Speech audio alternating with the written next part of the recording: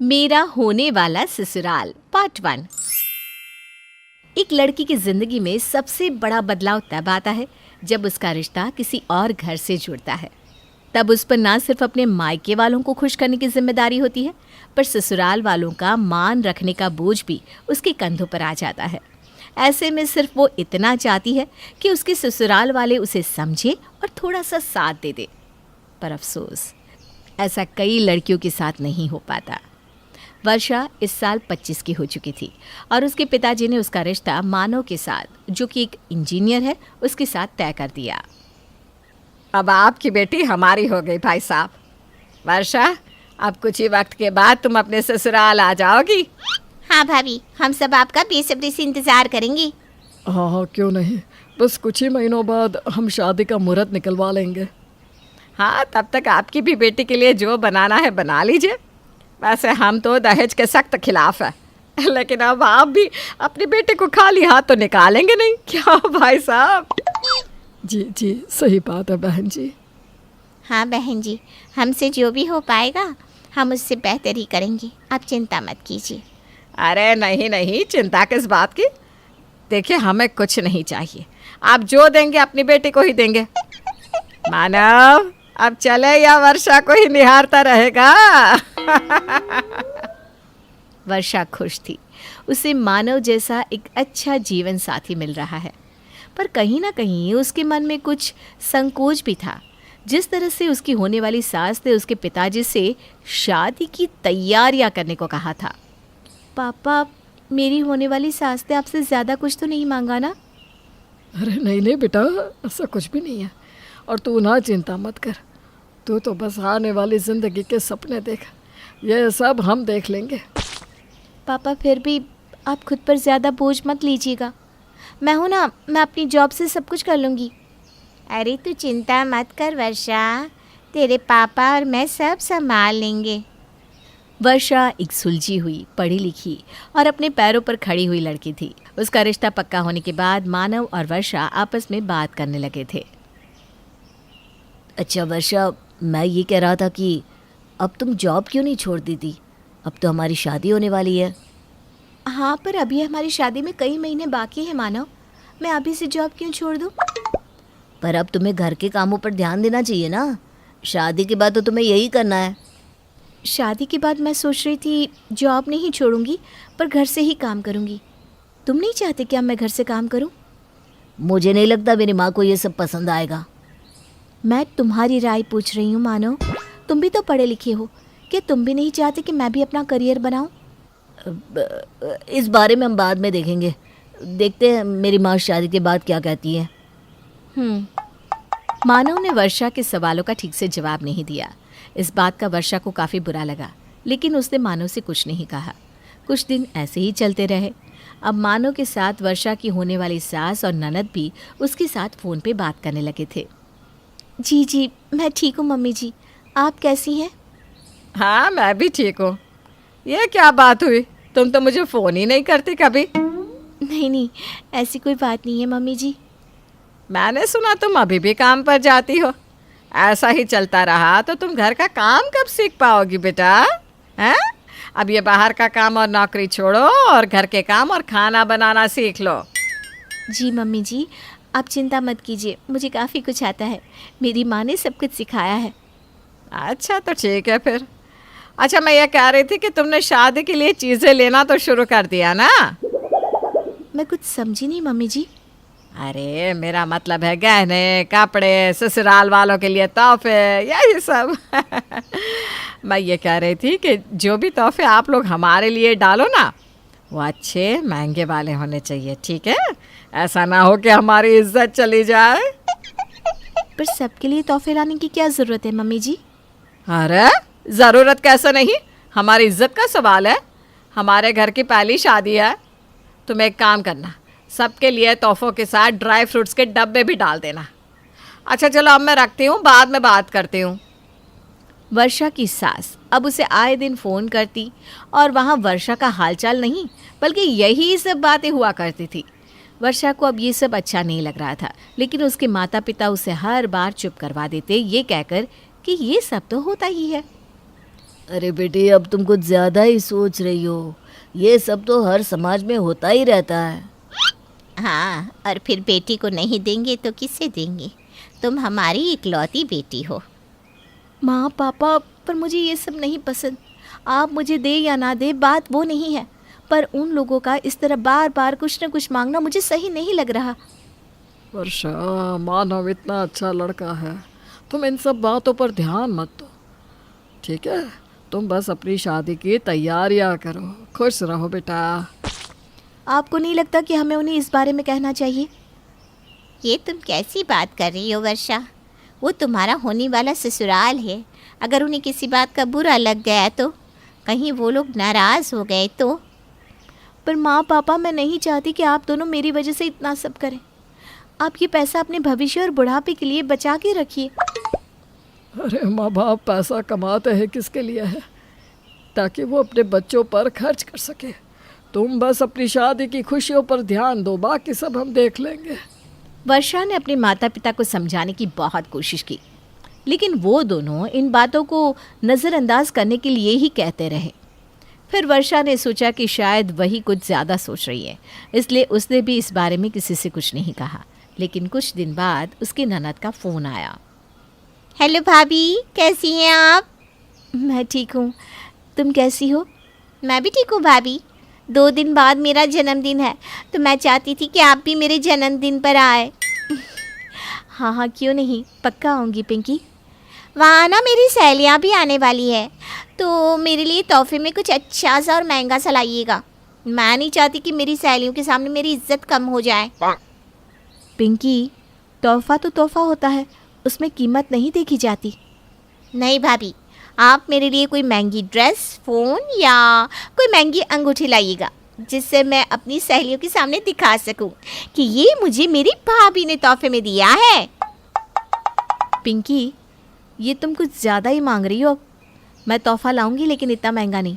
मुझसे जो होगा वो मैं ले आऊँगी, ठीक है? नहीं भाभी, आप मेरे लिए अगर महंगा तोहफा नहीं लाई तो आपको मेरी पार्टी में आने की भी कोई ज़रूरत नहीं है। पिंकी, मेरी बात तो सुनो। लेकिन पिंकी फ़ोन काट देती है। वर्षा को पिंकी की बात सुनकर बहुत अजीब लग रहा था। उसे समझ में नहीं आ रहा था कि उसे क्या करना चाहिए। और जब उसने इस बारे में अपने माता पिता से बात की तो उन्होंने पिंकी के लिए एक नया फ़ोन ले दिया, जो वर्षा को बिल्कुल अच्छा नहीं लग रहा था। वर्षा को पहले दिन से अपने होने वाले ससुराल की कुछ बातें खटक रही थी, पर जैसे जैसे वक्त बीतता गया वैसे वैसे उनका बर्ताव और भी ज़्यादा शंकाजनक होता गया। और इस बार तो वर्षा की ननद पिंकी ने वर्षा से अपने जन्मदिन पर उसे महंगा मोबाइल देने को कह दिया। अरे पापा, आप कैसे कह रहे हैं कि ठीक है? और आप क्यों लाए पिंकी के लिए मोबाइल? अरे बेटा, वो तुम्हारी होने वाली ननद है, छोटी बहन जैसी है। क्या फ़र्क पड़ता है अगर मोबाइल दे दिया तो? हाँ बेटा, तुम पहली बार अपनी ननद के जन्मदिन पर अपने होने वाले ससुराल जा रही हो। ऐसे में खाली हाथ जाना अच्छा लगता है क्या? पर माँ, ये इतना महंगा मोबाइल, ये इतनी मिठाइयाँ, ये सब के लिए तोहफे, ये सब बहुत ज़्यादा है। अब मैं इस बारे में मानव से बात करूँ, शायद वो अपने घर वालों को समझा सके। नहीं नहीं वर्षा, ऐसा कुछ भी मत करना। हमने कहा ना सब ठीक है। अरे यह सब तो समाज में चलता ही रहता है, तुम चिंता मत करो। और आज अच्छे से तैयार होकर जाना अपनी ननद के जन्मदिन की पार्टी में। वर्षा चाहती थी कि वो इस बारे में मानव से बात करे, लेकिन उसके माता पिता ने उसे ऐसा करने से मना कर दिया।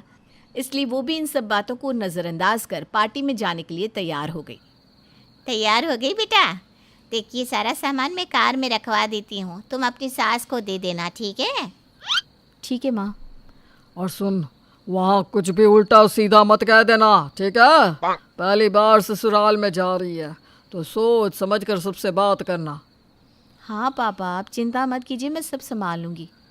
मानव वर्षा को लेने आता है और दोनों साथ में पार्टी में जाते हैं।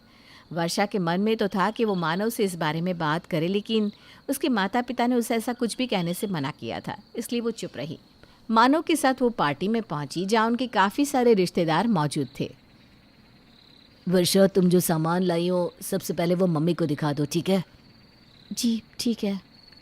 मम्मी जी, ये सब तोहफे और पिंकी के लिए मोबाइल मम्मी पापा ने भेजा है, आप देख लीजिए। हाँ हाँ, ठीक ही लग रहा है, पर मिठाइयाँ थोड़ी सस्ती है। हमारे घर ना ऐसी मिठाइयाँ नहीं खाते। अगली बार अपनी मम्मी पापा से कहना कि ड्राई फ्रूट वाली मिठाइयाँ ही भेजे, ठीक है? और ये तोहफे भी कुछ खास नहीं है, पर अब क्या कर सकते हैं, जो है सो है। कोई बात नहीं, इस बार तो रख लेती हूँ, लेकिन अगली बार ध्यान रखना बहू। जी मम्मी जी। जाओ ये मोबाइल अपनी ननद को दे दो, वो वहाँ अपनी सहेलियों के साथ खड़ी है। वर्षा पिंकी के लिए लाया मोबाइल लेकर उसे देने जाती है। Happy birthday Pinky. Thank you भाभी। आप मेरे लिए वो तोहफा लाई है ना जो मैंने कहा था? हाँ हाँ, ये लो तुम्हारा मोबाइल।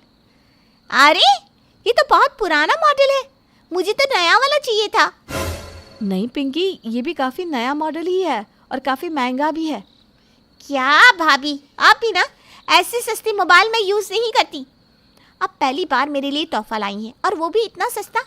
आपने तो मेरी सहेलियों के सामने मेरी नाक ही कटवा दी। अरे क्या हुआ, क्या बातें चल रही है ननद भाभी में? भैया देखिए ना भाभी मेरे लिए कैसा मोबाइल लेकर आई है, मुझे ये बिल्कुल पसंद नहीं आया। ऐसा नहीं कहते पिंकी, अभी रख ले, शादी में वर्षा तेरे लिए दूसरा मोबाइल ला देगी, ठीक है? ठीक है, आप कहते हैं तो मैं मान जाती हूँ। वर्षा को मानव की बात सुनकर हैरानी हुई कि मानव पिंकी को समझाने के बजाय उसे नया मोबाइल दिलाने की बात कर रहा था। ये मोबाइल काफ़ी महंगा है मानव, आपको पिंकी को समझाना चाहिए। अरे रहने दो ना, बच्ची है, धीरे धीरे समझ जाएगी। इतनी भी बच्ची नहीं है, अब 21 साल की है वो। अरे तुम्हारी ननद है, तुमसे मांगने का हक नहीं है क्या कुछ से? जहाँ प्यार होता है ना, वहाँ मांगने की ज़रूरत नहीं होती है मानव। और मैं शादी में पिंकी के लिए कोई मोबाइल नहीं लाऊंगी, मैं अभी से कह देती हूँ। अब तुम ये सब बातें छोड़ो, ये सब बातें तुम्हारे मम्मी पापा देख लेंगे और मेरी माँ। नहीं, मैं आज सब कुछ साफ कर देना चाहती हूँ कि मेरे मम्मी पापा आपकी कोई मांग पूरी नहीं करेंगे। अरे तुम ये सब बातें बड़ों पर छोड़ दो ना, वो ये सब देख लेंगे। नहीं, अब नहीं। कई महीनों से देख रही हूँ आपकी तरफ से कोई ना कोई मांग आती ही रहती है, कभी गहनों की, कभी तोहफों की, कभी कभी कुछ कभी कुछ। अभी तक मैंने कुछ नहीं कहा क्योंकि मेरे मम्मी पापा के संस्कार बीच में आ रहे थे, पर अब और नहीं। वर्षा और मानव की बातों पर अब पार्टी में मौजूद सब लोगों का ध्यान चला गया था। इस सब को देखकर कावेरी बीच में आ जाती है। वर्षा, तुम्हें इतनी तमीज नहीं कि अपने होने वाले ससुराल में ऐसा बर्ताव करते हैं? अरे कैसे बदतमीजी से बात करी हो अपने होने वाले पति और सास से। आप तमीज़ की बात ना ही करें तो बेहतर होगा। आप मुझे कह रही हैं? कौन अपनी होने वाली बहू के घर से आए तोहफों के बारे में ऐसा भला बुरा कहता है, बताइए तो। आपने अपनी बेटी को क्या तमीज़ सिखाई है कि भाभी से महंगे महंगे तोहफे लेते रहो? चुप रहो तुम, खबरदार जो तुमने मेरी बेटी के बारे में कुछ कहा तो। क्यों, अब आपको बुरा लग रहा है जब खुद की बेटी के बारे में कोई बोल रहा है तो? जब आप मुझे बोल रही थी कि काम छोड़ दो, घर का काम सीखो, खाना बनाओ, शादी के बाद यही करना है, तब आपको याद नहीं आया कि मैं भी किसी की बेटी हूँ? वर्षा तुम मेरी माँ से ऐसे बात नहीं कर सकती, समझी? और कोई भी मेरे माता पिता से ऐसे पेश नहीं आ सकता। उनसे अलग अलग चीज़ों की मांग करना, तोहफे लेना, गहने लेना, तब तुम्हें याद नहीं आया कि वो मेरे माता पिता हैं। अरे ये तो सदियों से होता आया है, लड़की वालों को तो ये सब करना ही पड़ता है, कौन सी नई बात है इसमें? आज हमारा समाज बदल रहा है। आज लड़कियां बिचारियां नहीं हैं, अपने पैरों पर खड़ी हैं। इसलिए मैं इस सब चीज़ों का विरोध करती हूँ। बेहतर होगा ये सब बातें हम बड़ों पर छोड़ दें। जब शादी हम दोनों की हो रही है तो फैसला भी तो हमारा ही होना चाहिए ना। अच्छा हुआ कि मुझे मेरे होने वाले ससुराल की असलियत पहले ही पता चल गई। पता नहीं शादी के बाद और क्या क्या होता मेरे साथ, और कितना सब मांगते तुम मेरे माता पिता से। ये है आजकल की लड़कियां, देखो। जी, हम हैं आजकल की लड़कियां जो गलत को गलत कहने की हिम्मत रखती हैं, और इसीलिए मैं ये रिश्ता तोड़ती हूँ। नहीं करनी मुझे ऐसे परिवार में शादी जहाँ बहू बस मिलने वाला दहेज हो। तुम्हें क्या लगता है तुम रिश्ता तोड़ दोगी तो कौन करेगा तुमसे शादी? अगर आज समाज बदल रहा है तो कोई ना कोई ऐसा परिवार भी होगा जो बहू को घर की लक्ष्मी समझता हो, ना कि सामान। और आप मेरी चिंता मत कीजिए, अपनी कीजिए। आपका असली चेहरा देखने के बाद आपके बेटे से कौन शादी करेगा, इसकी चिंता कीजिए। मैं तो अपने पैरों पर खड़ी हूँ और मुझे गर्व है कि मैंने आज सही किया है। वर्षा की बात सुनने के बाद वहाँ पार्टी में खड़े सभी लोग ताली बजाने लगते हैं। वर्षा की हिम्मत को देखकर उस पार्टी में खड़ी हर लड़की को उस पर गर्व हो रहा था।